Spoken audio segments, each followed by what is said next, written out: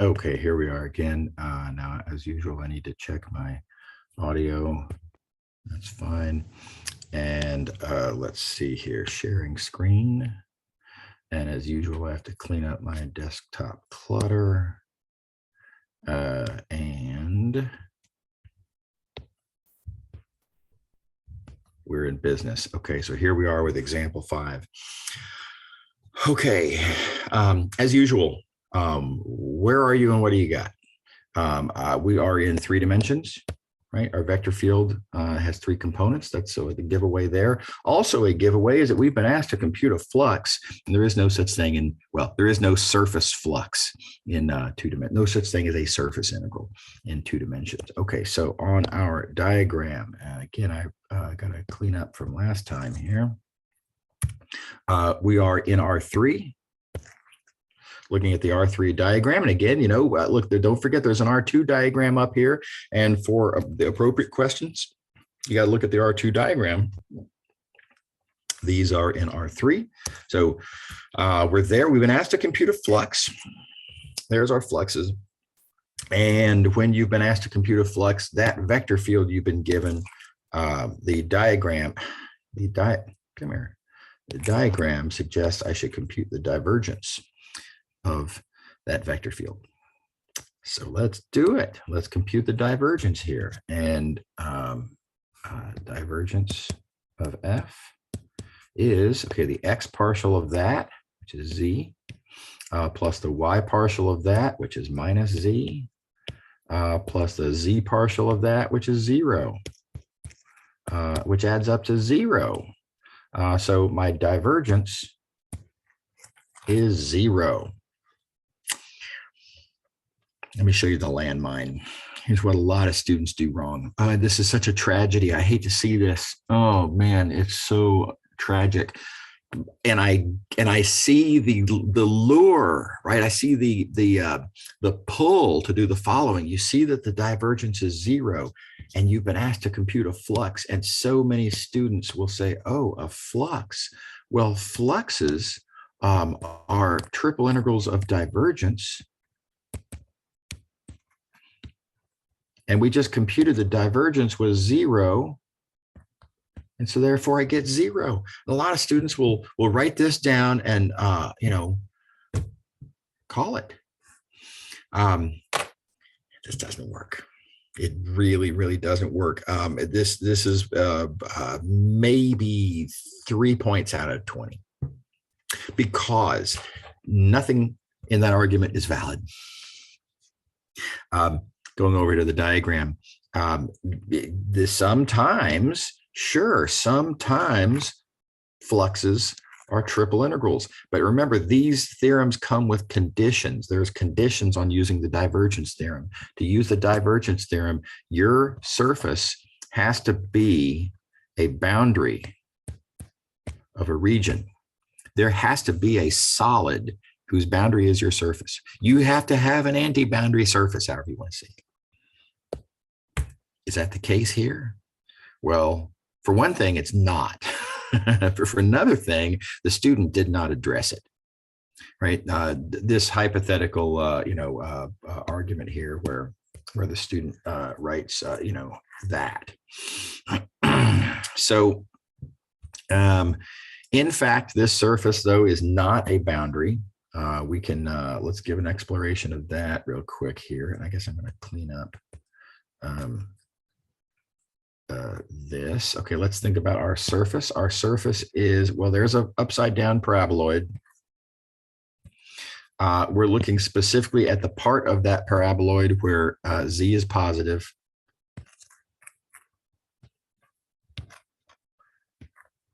So our surface is actually, let's see here, I'll do like this. Our surface is this right here.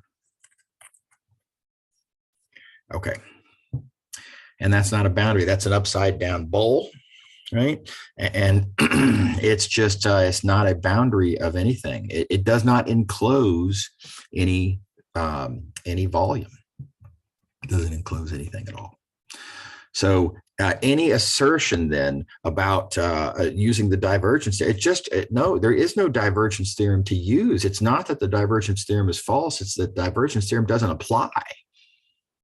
And so everything that a student would write down, as soon as they write down this, they're in garbage land. Nothing is valid, nothing makes any sense, nothing has anything relevant to do with the problem or an actual solution to the problem. Very bad. Okay, I make a big deal out of this, and I think I made a big deal out of this in class yesterday as well, because it's a very common landmine to step on, because there is that pull. You see the divergence is 0, and you imagine how great wouldn't it be if I could just put a 0 there, and you see daylight at the end of the tunnel, and you run for it. Anyway, be careful. Be careful not to make that mistake. While I'm here, I also want to talk about correctly interpreting what the question says. Notice what I have a drawing of here is my surface S.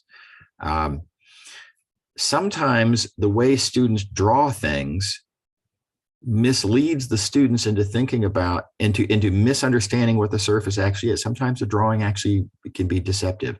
So you might have thought it was weird that when I drew this upside down paraboloid, I didn't sort of do this.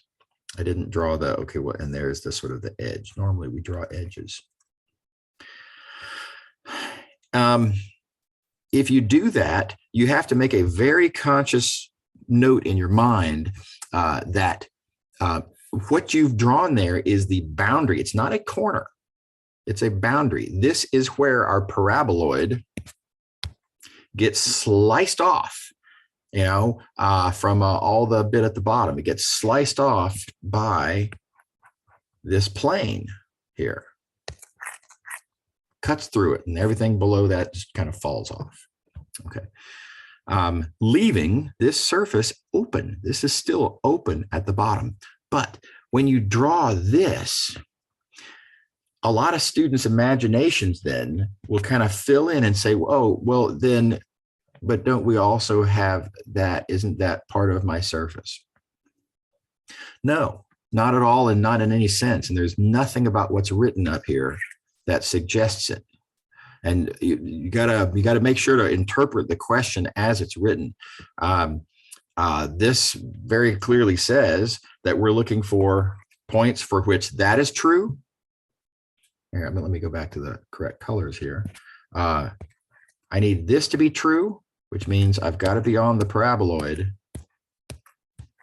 And I need for this to be true, which means that I need to be above the XY plane, right? So the points that satisfy all those rules are the ones that I have drawn here. These points that I have in red, they don't satisfy that rule. They are not on the paraboloid. They're not part of this surface. Okay. So again, be really careful. Make sure to interpret the question carefully. Look carefully, fine tooth comb, think about every little bit. Don't, read the question fast and loose and then answer some question that you're 70% confident was the right question, right? Because then you've answered the wrong question, and the tools used are just not the same, and it's not what we're interested in. Even worse, this kind of dovetails with my previous warning. In this case, if you misunderstand what the solid is or what the surface is, if you mistakenly have that in there, I better put it. Okay, so of course, wrong.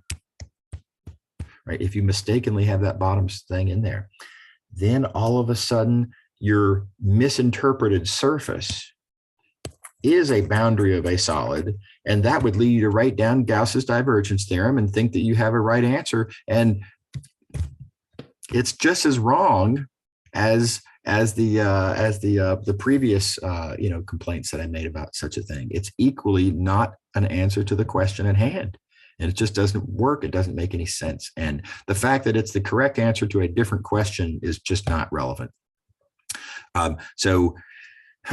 Super dangerous.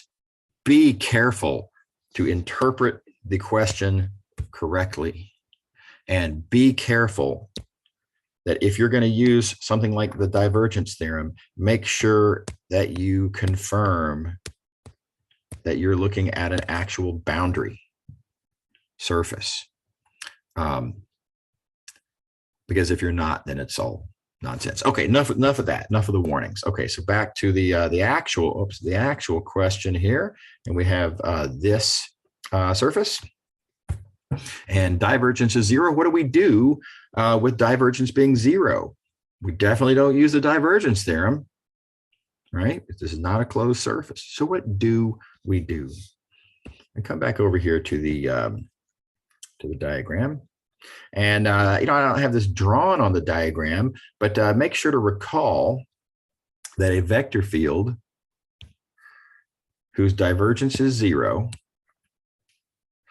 is also a vector field that has an anti-curl. Hey, maybe I could use Stokes's curl theorem. Problem, I don't know how to find anti-curls. Right, so that doesn't really, I mean, so that, kind of, but ultimately not really, because we don't know how to find these anti-curl vector fields that we would need if we were going to use Stokes's theorem. So that's not really an option either. But there is this third equivalent form. Don't forget these special fields. Divergence is 0. Have an anti-curl. They're also surface independent. So you're going to get the same value for the flux with any other surface that has the same boundary curve. And that's going to be the really useful trick in this case. So now we got to think through, what is our boundary? And now, of course, our boundary is, whoops, I wanted to be in purple here. Our boundary is this. We got to think about orientations. We did one of these in class yesterday. So let me use the same sort of argument that oriented upward. And if it's oriented upward, that means in this case anyway, it's like that. And so, you got to do this yourself with your own right hand because perspective is going to be different. This being on camera, you're effectively looking at me backwards here. But thumb in the direction of the normal vector. Look at the way that on your right hand that your fingers swirl, and they swirl kind of like that, right? And then think about how that relates down here. How does that sideswipe against the boundary down here? And it sideswipes again. Color choices. I'll use red. It's fine. It sideswipes that way. Okay. All right. So there's our boundary. There's the boundary that we have to preserve. And with that in mind, I can pick any other surface that has that boundary. Of course, you have a lot of options. And if you wanted to be silly, you could, use a surface like that. Why would anyone do such a thing? I can't imagine. But vast majority of the cases, if it's an option, not that it always is, but if it's an option to use a flat, so if your boundary curve is entirely within a plane, and thus you have the option to pick, the enclosed portion of that plane, usually that's your move. That's your best choice. Now, again, you got to think about the orientations on that new surface, right? So we've jettisoned I'll keep my colors straight. We've jettisoned that surface. I'm not going to use it. Now we're using this green surface. And how is it oriented? Well, you got to play the game. Okay, so hypothetically, if it were downward, down, thumb, fingers, swirl, side swipes, and that would sideswipe the wrong direction. So not that. And so what about this one? Thumb, fingers, swirl, side swipes. And that does side swipe correctly. So our new surface oriented upward. Here we go. Oh, let me just do it like this. Okay, so there's our new surface oriented upward. And you can compute the flux through that new surface. So let's do that. We've executed our surface independence. Again, we've long since jettisoned that surface. Its only role, as far as we're concerned in this question, really, is to help us understand what the boundary is that has to be preserved as we create the new surface that, of course, we're going to work with instead of that ugly thing. Okay. Okay, so yes, you gotta love path independence. Excuse me, surface independence. Surface independence. Really, really nice trick. It's so convenient to be able to just change to any surface we want. These are lovely vector fields that have this property. Okay. Yeah, so let's write it down. Now we've got a flux integral to compute here. Flux now over our new surface. I'm going to call my new surface S2. I have F dot ds. Oops.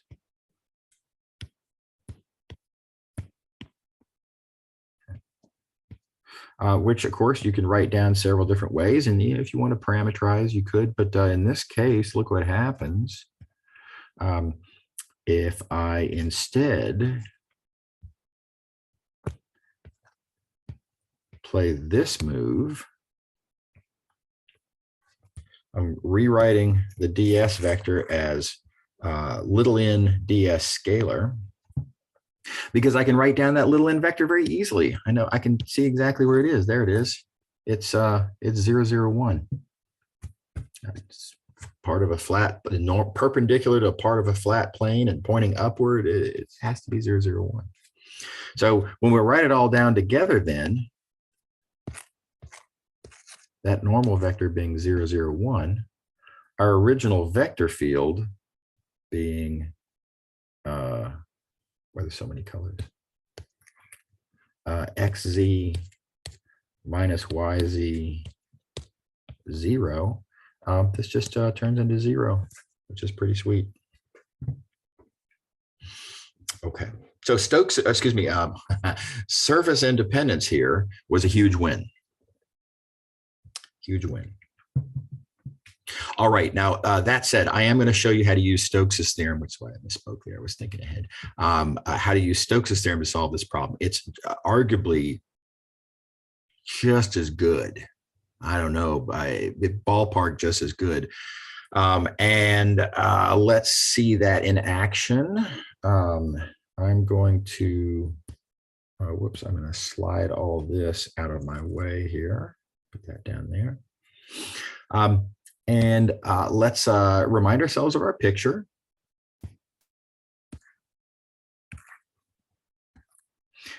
We have our surface is like that. It's got a boundary that is, about like that. I'm just going to go ahead and solidify that. There's our boundary.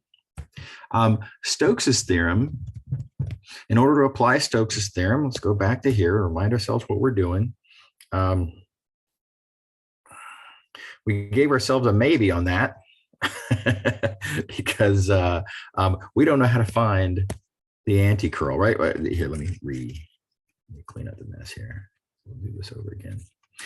We took our vector field, we took the divergence, we got 0, thus allowing us to conclude that yes, there is an anti-curl. And then we abandoned this line of reasoning almost immediately because we don't know how to find the anti-curl. Or do we? In this case, it is explicitly given right here in the statement of the question that our vector field F, here, let me do it like this. Our vector field F, this thing whose flux we want to compute, we are explicitly told that that is the curl of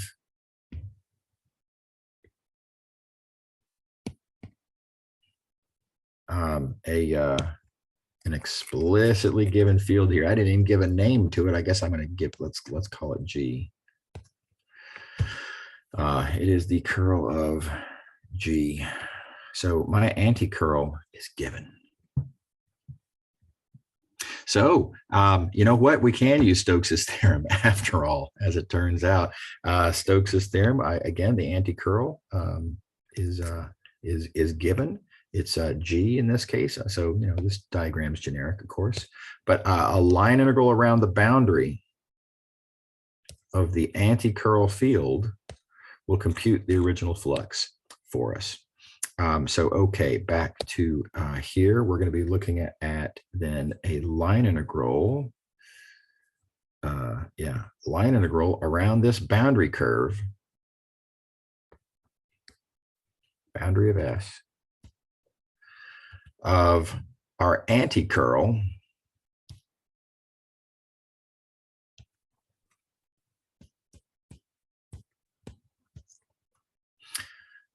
dot dx. Okay, now we have this integral to think about. How do we go about computing this integral? So is this going to be easier? Kind of seems like I'm going to have to parameterize this curve. Not that that would be the worst thing in the world, but it is going to be sines and cosines, or at least it seems like it will be. And then you notice, yeah, but that's a nice curve. Notice that curve is entirely contained within the XY plane. And being entirely contained within the XY plane, that means Z is not changing. Z is constant. Z is always 0. And that actually tells you a couple of really great things. For one thing, with Z not changing, my dx vector, I can rewrite as,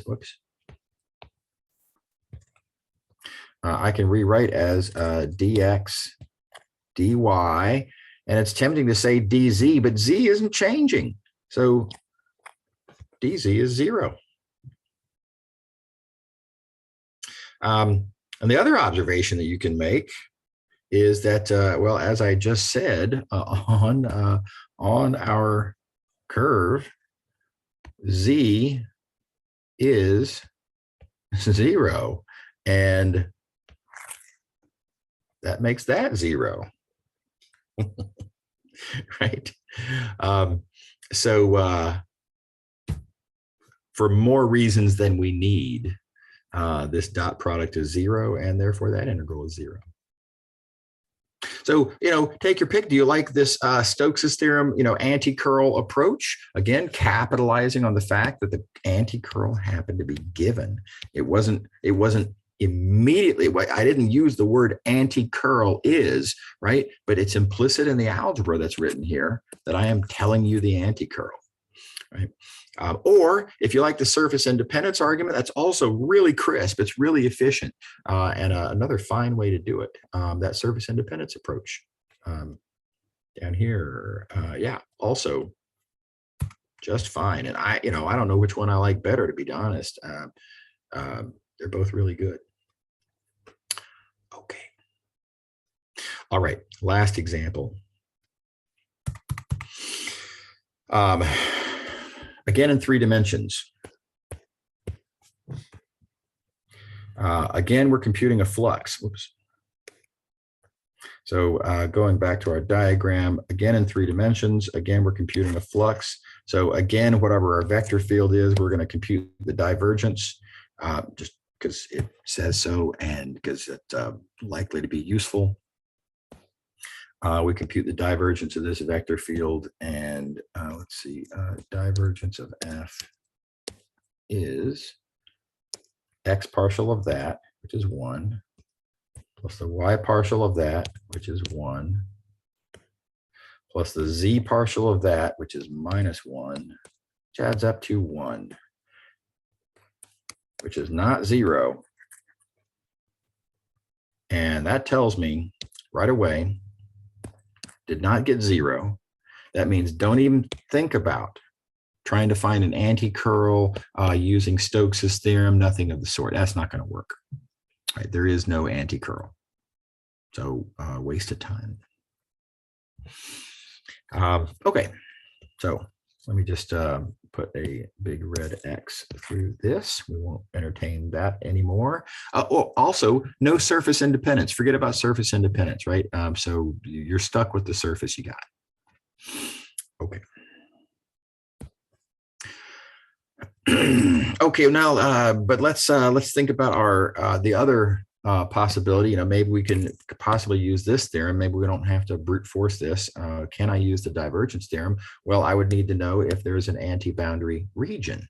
Does my surface enclose a region? And yeah, again, you can think about that a couple of different ways. If the opportunity happens to be convenient to entertain whether the surface whether its boundary curve is, exists or doesn't exist. You could take that approach. But in this case, it's easier just to look at the sphere, look at the surface. Our surface is the sphere. And we have an orientation issue, but the sphere, it encloses a solid. There is this solid on the inside there. So this is looking good, actually. There is an anti-boundary region. I am going to have to play with orientations, but it's looking like using the divergence theorem here is the move. Okay, so for which, by the way, we've already computed the divergence. So lucky break. Again, not lucky particularly, but that's one of the reasons we compute the divergence is it's liable to be useful in different ways. Okay. So, our sphere, of course, is oriented inward. That's not how boundaries work. And so I need to say, S minus is equal to the boundary of the ball. And I really should label what I mean by the ball here. The ball radius 1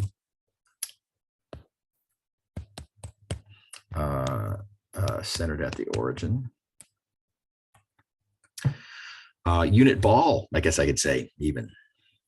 That would have been easier. And then we proceed to compute as follows. We say the integral over S, well, that's the negative of the integral over S minus, which that minus sign, of course, comes along for the ride. The integral over S minus is the triple integral over the ball of the divergence.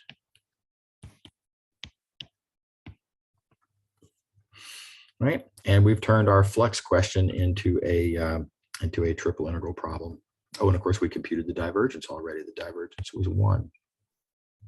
So I have a negative triple integral over the ball of 1 dV. And of course, now this is an easy geometry problem, right? We know the volume of the ball, and easy integral, and the flux we're interested in is the negative of that. Again, don't forget that this minus sign carries through from the original minus, which arguably really is kind of that, because the point is the boundary is oriented negatively. It's oriented opposite of the surface that we're actually getting.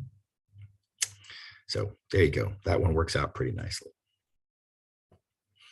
Okay, all right, those are my 6 examples. I hope these were helpful. There's a lot of tips and tricks and weird circumstances and landmines and things to worry about involved in these kinds of questions. And I hope this little tour of the area is going to help you to get good at computing these kinds of things. All right, see y'all in class.